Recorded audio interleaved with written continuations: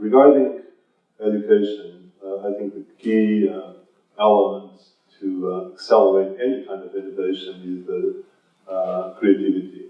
And creativity has been mostly absent in Portuguese education. You can ask an exercise, how many creative courses did you take during your undergraduate year? I mean, like 2 out of 50. If you look to the web today, is in many ways a reflection of the concepts of communities that were proposed first by Kropotkin. So we came up with 10 areas of innovation, some of which are taken straight into incubation in the business to look at and coming forward. For example, we picked up on the work that was done by the Grameen Foundation, and we're looking at how technology can enable that to be taken to scale, so you really can get microfinance and that kind of banking opportunity out on a much wider range. Out of that came part of our organisation called Big Green Innovations, and that's made us think about what are the technology developments that can help innovation around the big challenges we have on a number of environmental issues, using a lot of the technology that we already use in lots of ways, but thinking about how can we use in new ways. I called it We Think because I thought for the generation growing up with the web, their motto was, we think, therefore we are, because they were used to thinking and acting and being together, highly individualistic in many ways, but incredibly social and collaborative. And that rather than I think, therefore I am, their proof of existence was much more in their sociability. And then I went to really creative cities, and by that I do not mean cities with creative cultural quarters. I mean cities that are creative about the very stuff of life in cities. They're creative about health, about rubbish, about transport, about housing, about education. The first thing we need is passion. Without passion, the road ahead is very, very hard. We're facing tremendous problems in the world. We want to change the world, which is already a big enough task, a sizable task. And if we don't start with passion, we'll get nowhere. So I urge each one of you to look inside and find out what you're passionate about. Is it education? Is it environment?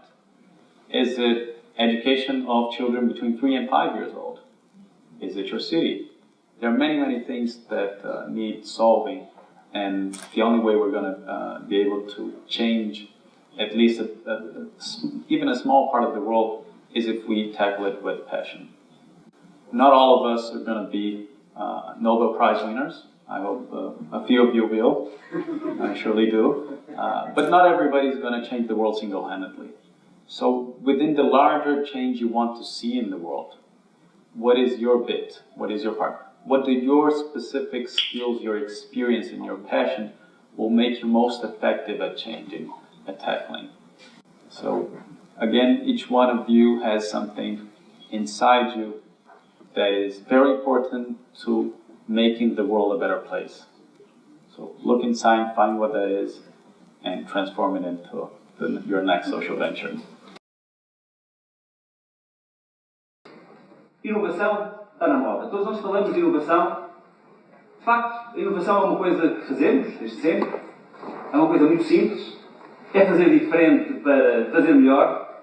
É uma ideia que se aplica ao mundo dos negócios, à administração, aos indivíduos, às famílias, às sociedades. Todos nós temos já compreendido que temos que fazer diferente, que podemos fazer diferente, estamos preparados para fazer melhor. A identidade e a cultura portuguesa foram-se construindo ao longo de séculos com base numa abordagem holística e sob a pressão dos problemas.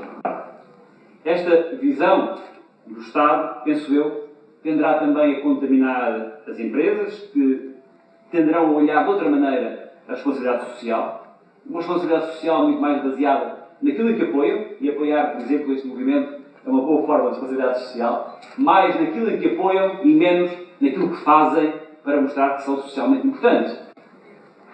Para quebrar estas barreiras é preciso também termos ousadia. uma das questões fundamentais é sermos capazes de dar às novas gerações que entram no mercado de trabalho posições de auto-organização e liderança. Mas é evidente que o Governo está muito interessado e segue com muito interesse e com muito espírito colaborativo este movimento, porque acreditamos que ele vai ajudar a que Portugal possa ser mais equitativo, mais justo, mais dinâmico e, sobretudo, que sejamos um país vencedor na nova globalização do século XXI. Muito obrigado.